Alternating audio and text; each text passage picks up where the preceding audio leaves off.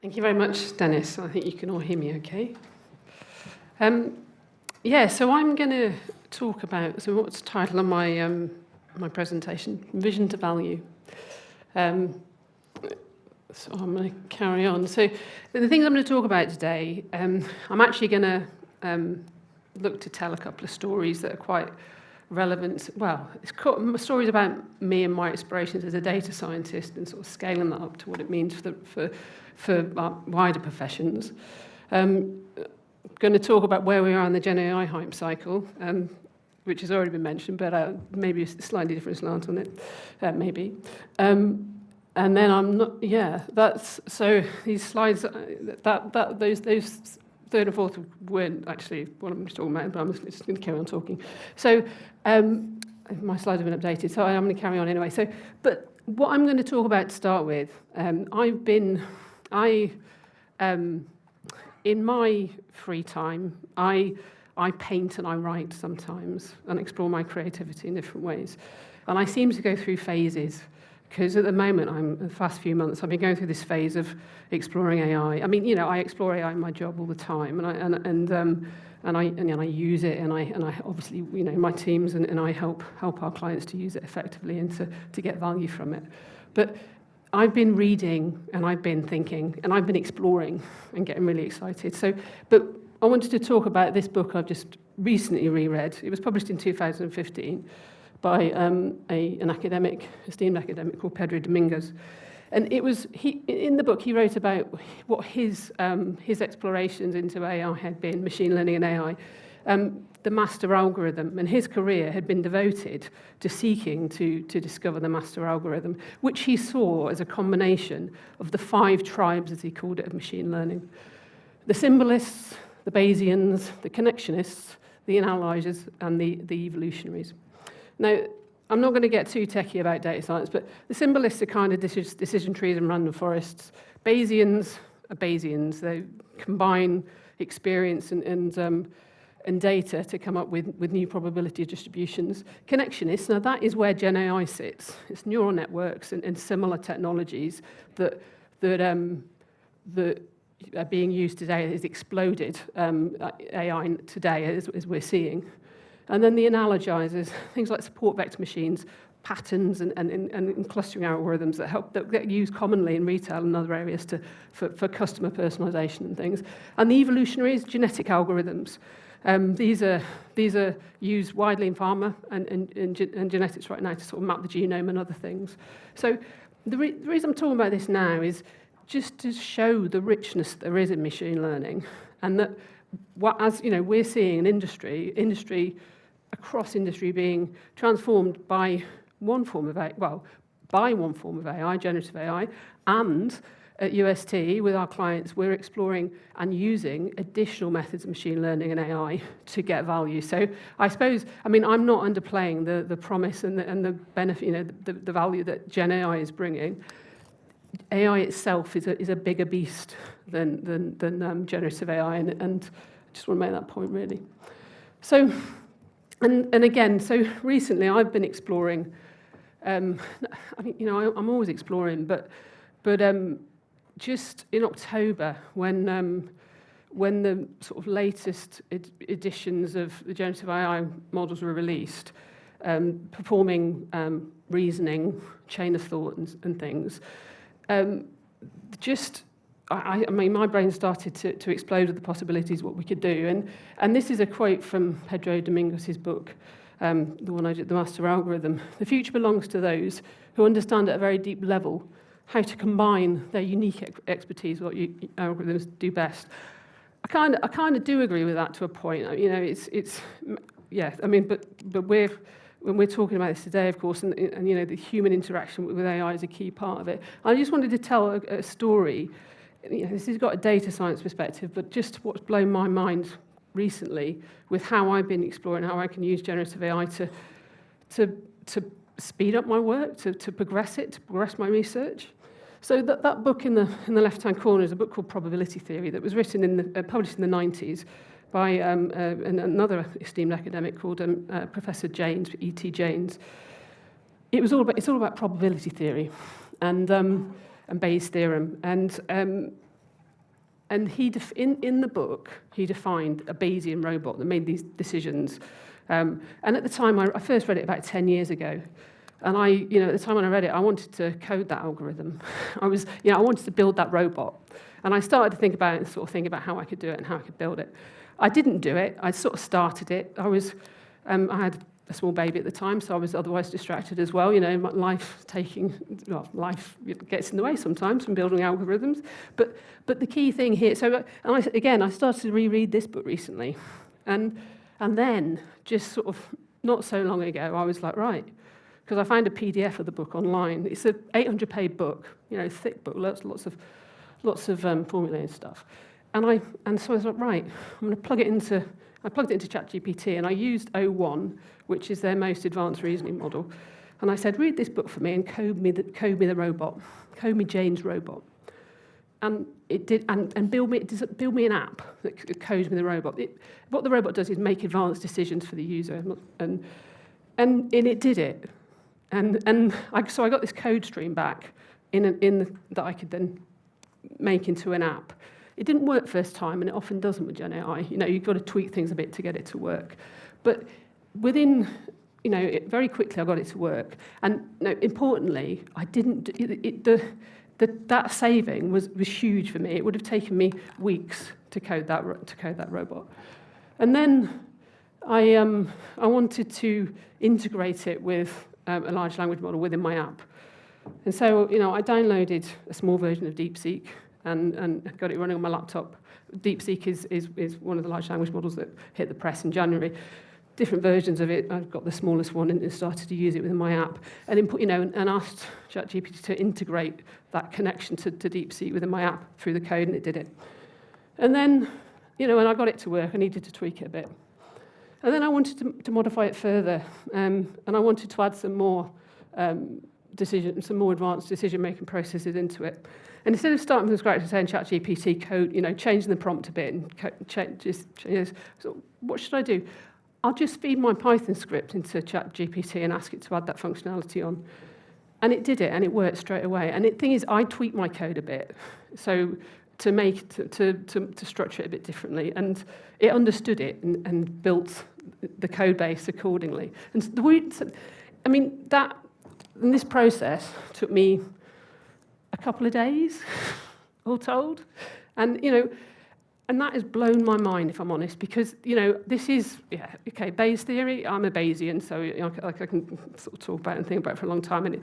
But importantly as well, I'm talking very abstract, for which I kind of apologise, but there are, within our client base, we've got 2 use cases that will probably find this quite useful. So, there is application here. But what I'm trying to say with this example, and thank you for listening, is that Gen AI, it's transforming the ways as a data scientist I work. And it is, whilst I've just given you an example, a very niche example of data science, and like I say, thank you for listening, but it really is transforming many of our ways of work. We're still in the early days of it, but the ways we interact with Gen AI, both through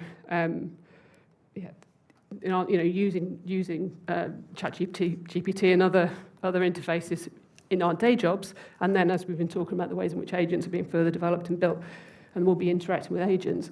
But whether it's Gen AI as a co-pilot, and importantly as well, it's using generative AI in our jobs. A lot of what we do with our clients now is things like forecasting and other methods to predict events, and it might be in supply chain, for example, predict customer demand, so you can then adapt your processes to better fit that customer demand, increase your efficiency, save money, and improve customer experience by ensuring your products are there when they need them. And important things like reducing waste as well in the supply chain. So your machine learning models and the ways in which we can use them to gain efficiencies, improve investment decisions, improve customer experience. It's a very, the applications in this space are significant. And it's like I say, I think there's a lot in Domingos' statement. He made it in 2015, and it's kind of ringing true for me at the moment. But but it's important. It's changing my ways of working and those of other professions. It's also, it's important to acknowledge as well. I'll talk a bit more about responsible AI later on. It's not a silver bullet, and does not always do work as we expect. So we do need to control it. I'm going to move quite fast on this. I've already spoken about it really, but we're in a hype cycle for generative AI. Importantly, and this is something I've been discussing with Praveen.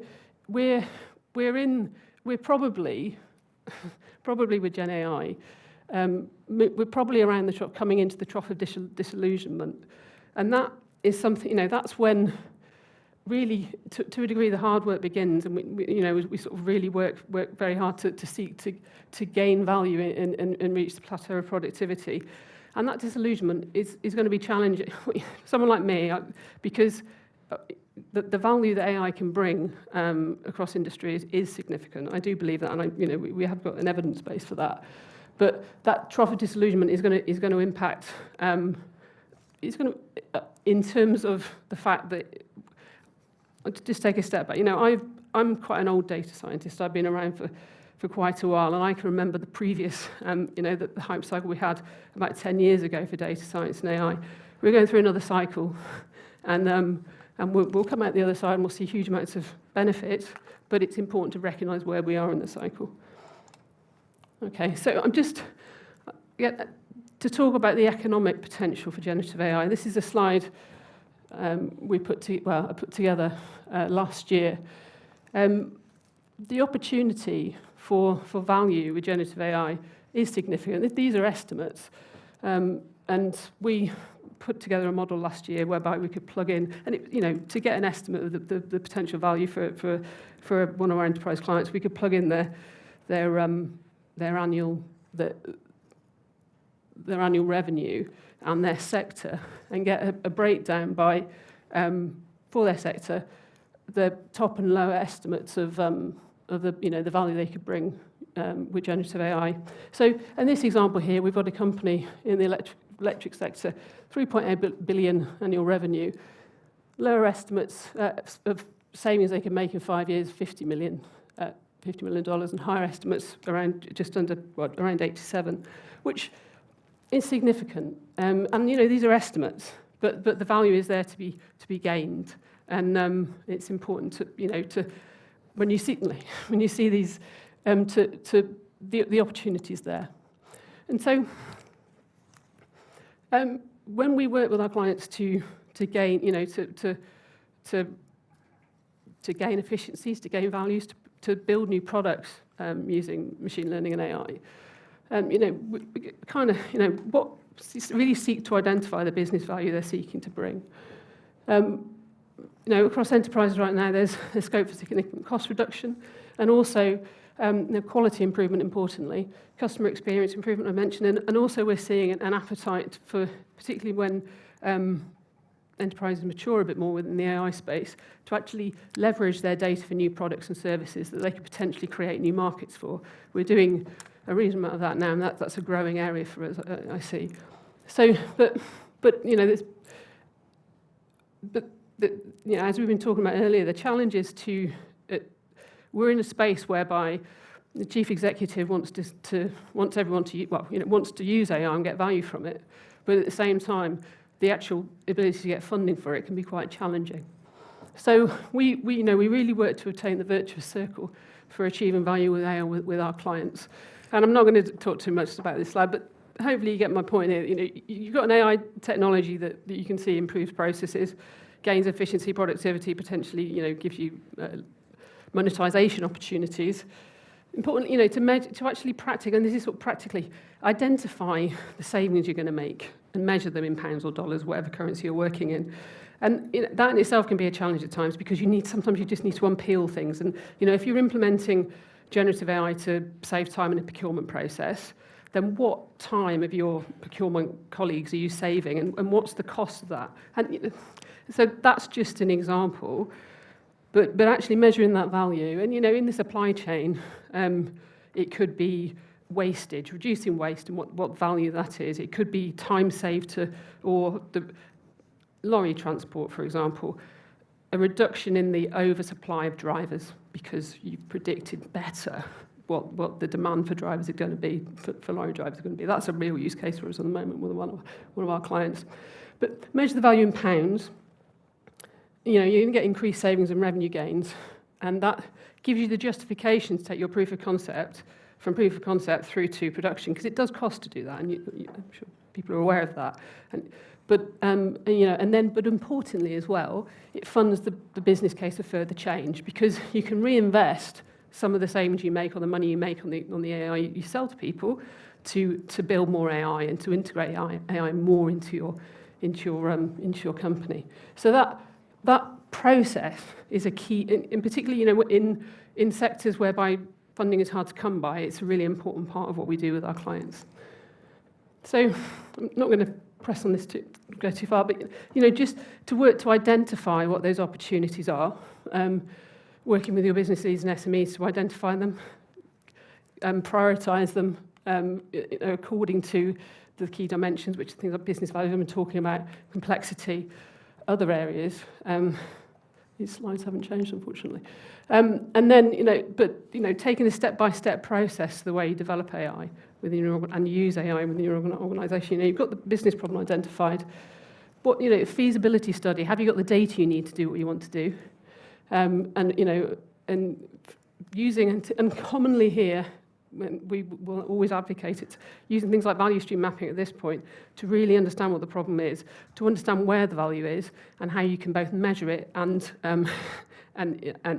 also affect the change that you're bringing with AI, because you're working with the business to understand what they're doing, and so you're forming that relationship with them to really, they're inputting into the way you're developing AI, which is really helpful because it helps that cultural change that Peter was talking about earlier. Run the proof of concept. Hopefully it works. And prioritising your problems is important, because certainly when you're starting these kind of initiatives, you want to start with ones that are really likely to work, because to that prioritisation approach. And then run the proof of concept, plan productionisation, all the A/B testing. Potentially it's store testing, it's factory testing. If you're scaling this up, if you're we work with large enterprises. Most it's either shops, lorries, warehouses, those kind of things, as well as and then identify the KPIs that will measure the value. And the practical steps you need to take, I was talking about earlier. What thing are you saving, and what's the value? Test and measure, and then productionise and go live. And these 6 steps, it's so easy. But it's that following a methodological approach whereby you focus on the business value. And which gives you the rationale for change, because the rationale to fund it is important. And the last couple of slides have been talking, the ways you can develop AI product. We work, as Praveen was saying earlier, the importance of strategy. As we've been going through this, the last 2.5 years or so, we first started quite tactically. And really working with our clients to the small proof of concepts and stuff to build out into AI products and services that will bring value. As Praveen was saying earlier, the importance of we're increasingly working to develop strategy with clients. We're still working tactically with some, but that product development process fits within either. So you can take a tactical approach and start small, learn, grow, and it also fits in a strategy, focusing on these pillars to build out your roadmap, your strategy, build out your strategy and your associated implementation roadmap for actually how you're going to fundamentally transform your organisation using AI. So, it starts with a vision that really, what's your vision? Why do you, and which will align with your business vision. And then, as I've been talking about, things like new AI services, what's the opportunity? What opportunity you have to develop new AI from your data estate? Cost optimization and culture is cost, as we've been talking about, culture. And teams are a fundamental part of this as well. As we've been, so Smita touched on culture and also about the the team composition. I mean, I'm a data scientist, and I'll always talk about the importance of data science in this space, but it's much more than just an only data scientist. You know, to affect change with AI, as I was saying earlier, things like value stream mappers, product development managers, and others that will help you to succeed in this space. And data. So I'm just going to move, without sort of dwelling on each point, move to talk about responsible AI for a short period of time, just to so. Sorry. Now, I wrote a book. I co-authored a book with Dr. Adnan Masood, my esteemed colleague and friend, about responsible AI, and it's been. And I assumed a few years ago, when ChatGPT exploded, that quite quickly we'd get, relatively quickly, we'd get some UK regulations. UK regulations would be changed that would give us more guidance about what we need to do to ensure that AI is safe and responsible.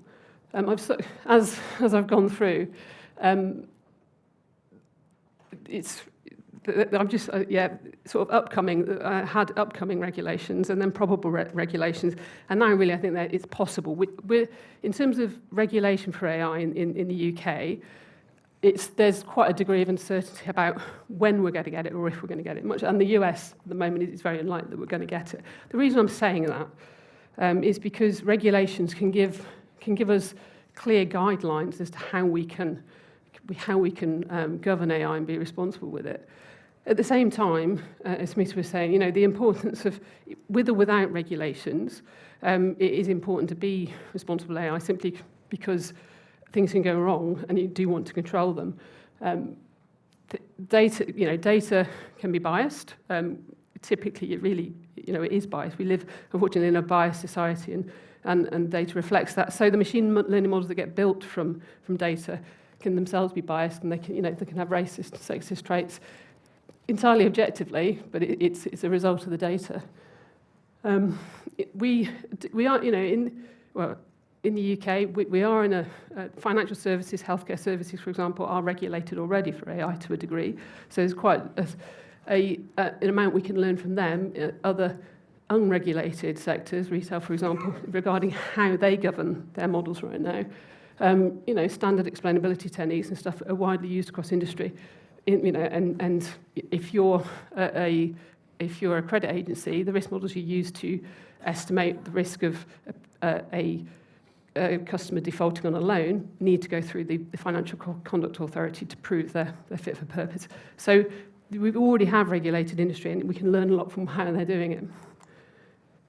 So, but I'm just going to talk a little bit about the changes that have come with generative AI. This happened last year, and it was funny because I was doing a presentation sort of early last year, and I was exploring the ways you could jailbreak and jailbreak a large language model, get it to swear and things. And I wasn't doing it, but I was finding out how you could do it. So, and I read a Medium article a month or so before it happened for DPD, and it was almost like someone read that Medium article and then went and jailbroke DPD's customer-facing chatbot, got it to swear, got it to say how rubbish DPD was, and other things. And that happened last year. And no one. If you've got a customer-facing chatbot, no one wants it to swear, and no one wants it to say how rubbish you are. But that doesn't. That's got a reputational impact. This was in the Guardian. This was in the other press. So DPD would have been embarrassed about that, But fundamentally, there wasn't much harm. But importantly, take it beyond the chatbot swearing. When we're using AI in health, we're using it in automotive, we're using it in air, we're using it in. It's really important to control not only Gen AI, but AI in general. And the ways in which we can do that are advancing all the time. But the importance of that awareness when you build out your AI services is really important. And I'm just probably going to stop here, but I might just carry on through. But so talking about regulation, the EU AI Act has been enacted. So, if you're working in the EU, you're working within their framework. And actually, it's a pretty, whilst we have this sort of conflict between if you regulate, you can't innovate. Maybe. But, I don't think that needs to be true at all. But importantly, what the EU Act does is give us a framework by which we can, we can risk assess the AI we use and develop, and to manage that risk accordingly. It's important to so when we work with our clients to risk manage their AI, we use this approach. It's important. So minimal risk. Make sure log all the AI you're using, assess its risk. If it's minimal risk, carry on. And most AI is minimal risk. So actually, you've got quite a quick process that will enable you to carry on. But importantly, limited risk, sort of 2, 3. If it's like unacceptable risk, why are you even thinking about doing it? Is that so? Just stop. But most AI is minimal. Some things like HR and other things and similar functions where potentially bias can impact people. That's sort of coming into limited risk and high risk. And so the determination of whether you want to go to that space with the AI you're using, whether you want to do this risky thing, or if it's got real opportunity to it, to actually say, well, yes, we do, but we're going to carry out sort of general risk assessment processes. What are the to understand the risks and monitor them and control them. Then your AI is controlled, and you can be pretty confident that it's not going to go pear-shaped. So taking a risk management approach to this enables you to innovate with AI, even in a regulated environment, and to do it at pace. And I think, the two get confounded sometimes. You can't do both, but I really do think you can if you take these kind of approaches. And I think just about to come to the end. Have we got any time for questions?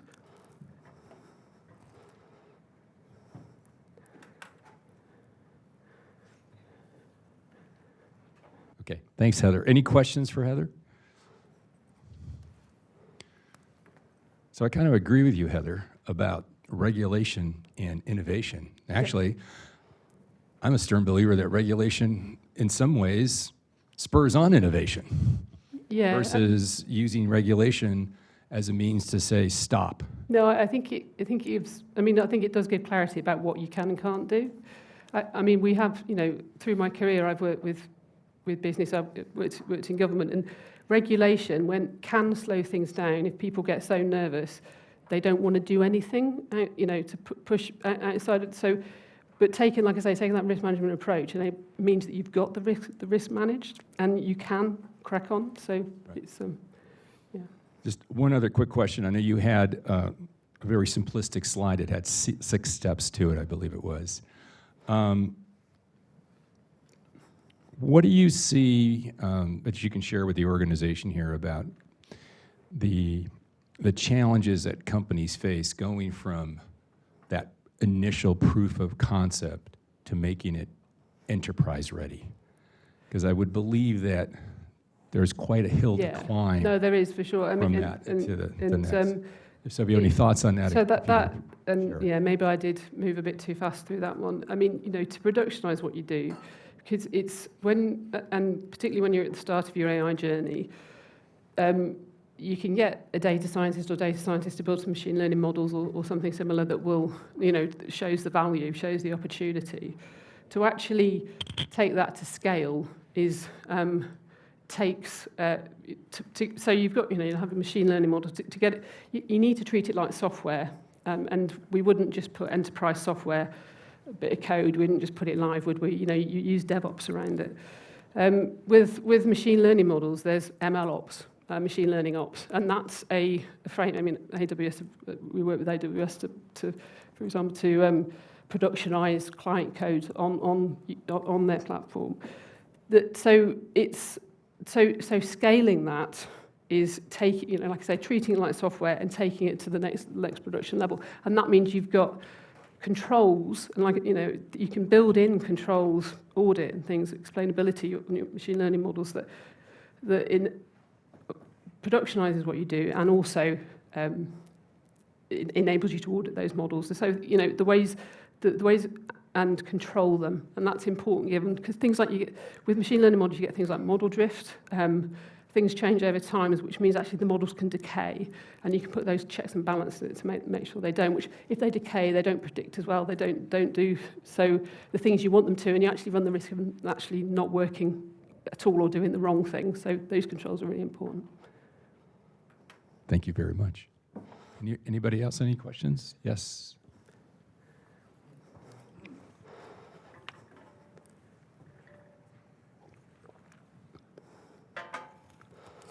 Thanks. What do you think about the impact of this on organisations' IP? So what I'm looking at there is organisations will take a different approach. Some will try and defend their IP to the bitter end. Some will recognise that it's not defendable. But a lot of organisations are valued heavily, or the value of the organisation is heavily dependent on IP. So how do you think that's going to change? I think companies will still be able to protect their IP, and what we're seeing is an increase in, just practically, an increase in the ways. I think in time, every enterprise will likely have a proprietary large language model that is closed and locked down within their. Data is locked down within an organisation now, and it will be the same. So, and I'm not sort of belittling that, because it's a challenge, but at the same time, companies are very data aware now, and I think that will translate across into AI, and I think it's doing so already, because you can build and use AI that is entirely enclosed and secure, and I think that will happen increasingly. We're seeing it already.